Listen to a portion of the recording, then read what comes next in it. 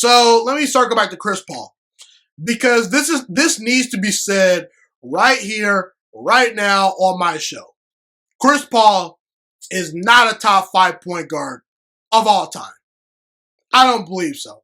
I'm not buying that Kool-Aid. Chris Paul doesn't belong in the inner sanctum of players that we are going to remember forever. He's not an all-time great player.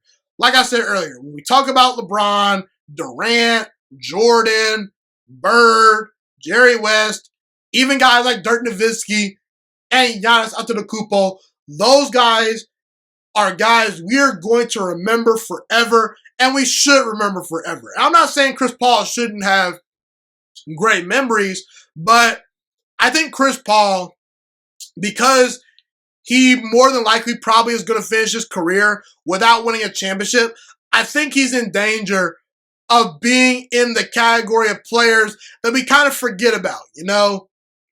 And I don't consider Chris Paul a top 5 point guard of all time for a couple of reasons. Now, before I get into my reasons, I think he's better than Russell Westbrook.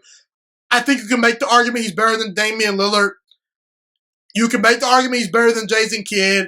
You can make the argument he's better than John Stockton. He's right outside the top 5, but I would not put him in my top 5. He has some more work to do. And at age 36, I don't think Chris Paul is going to really do anything else special to add to his legacy unless he joins maybe a LeBron James or another great player somewhere else, because I think the Phoenix Suns ship has slowly kind of sinking a little bit. But here's the thing. Here are my top 5 point guards of all time.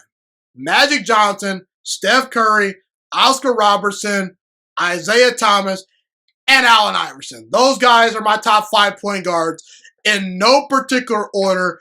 I think they're all better than Chris Paul, and I don't think he deserves to be over any of the guys I mentioned. Let's start with Magic Johnson. Can we just stop it already?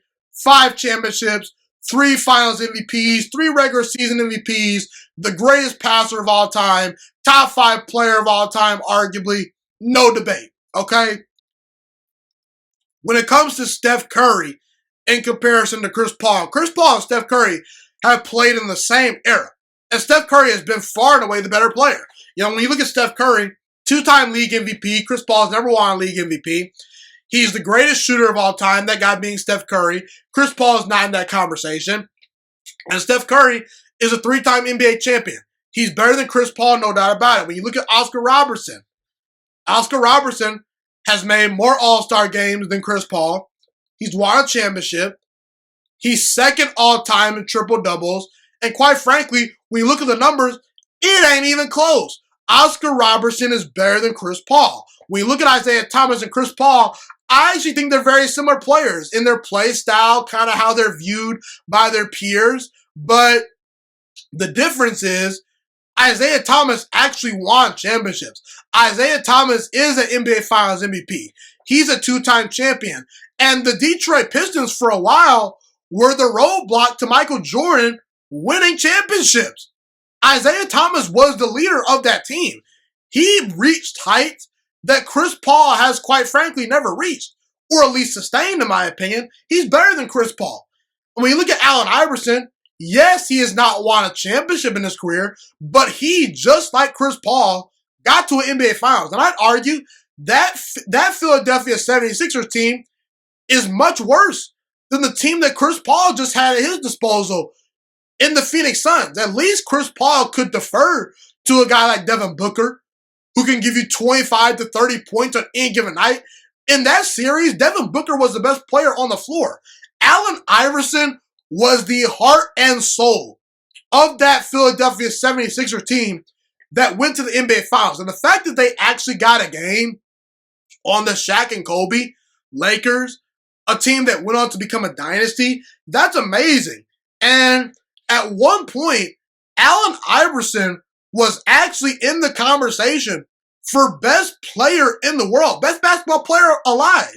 Now, did he obviously reach that level? No, he never quite was the best player in basketball. You know, Shaq was better than him. Tim Duncan was better than him. Kobe Bryant was better than him. But he was in that conversation. He was knocking on the door of those guys. during a 7-year period.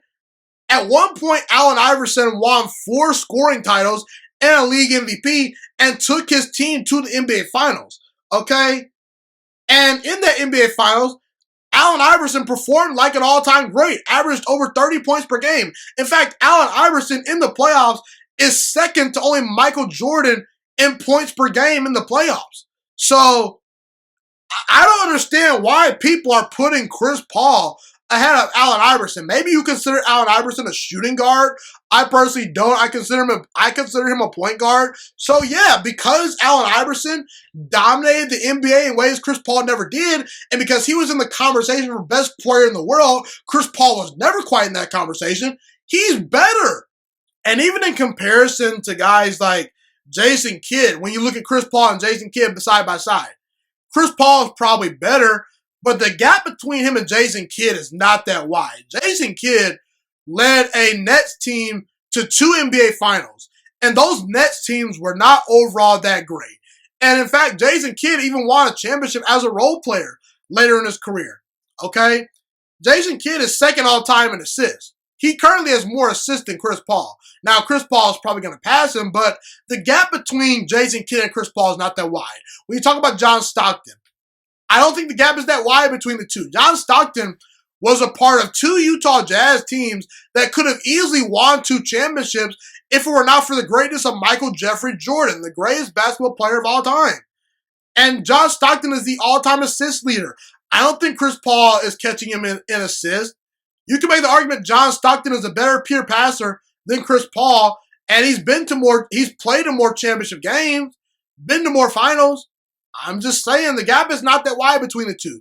When you look at a guy like Steve Nash is a 2-time league MVP. He's top 3 all-time in assists. Is the gap between Steve Nash and Chris Paul all that wide? I don't think so. So I don't understand where all of a sudden people started giving Chris Paul these flowers. I get it. Look, I was actually very, very sad that the Phoenix Suns did not win the championship this year. Heading into the NBA Finals, I actually rooted for the Milwaukee Bucks to win a championship because I felt that Giannis Antetokounmpo, I felt that he gets a lot of unnecessary hate. I wanted to see Milwaukee win a championship. I felt that it was a very good story.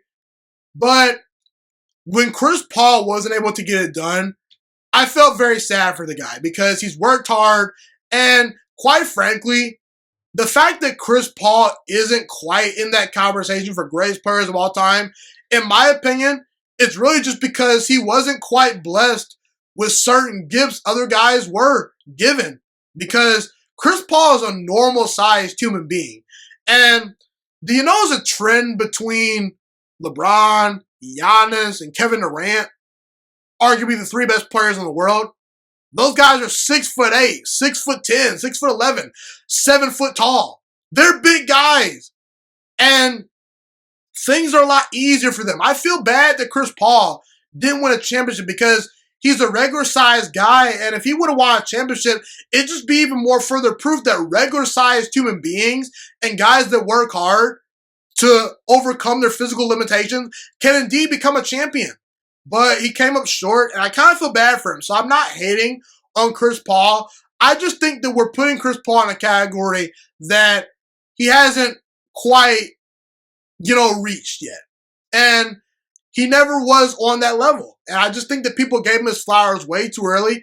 And for those reasons right there, Chris Paul to me is not a top 5 point guard of all time. He has more work to do. And quite frankly, I think that the ship has kind of sailed for his overall dominance in the NBA.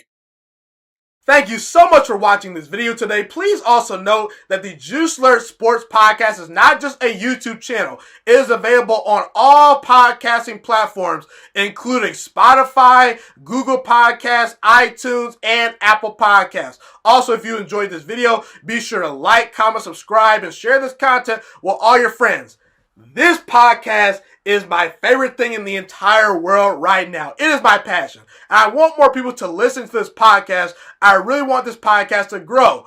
Also, a fun fact about me is that I want to go into the sports broadcasting and media world once I graduate from the University of Toledo, a college in Northern Ohio. I am looking to become one of the next great sports broadcasters and analysts out in the world. and I potentially would like to start my own network if this podcast really truly grows. Or if I fall short of that goal, I would love to work for a big-time network like ESPN or Fox Sports 1. I am open to all networks. So if you believe in my dreams and you see or hear my passion through the screen, be sure to tell all your friends about the Juice Alert Sports Podcast. Stay motivated, you guys. Have a God bless day, and I'm out.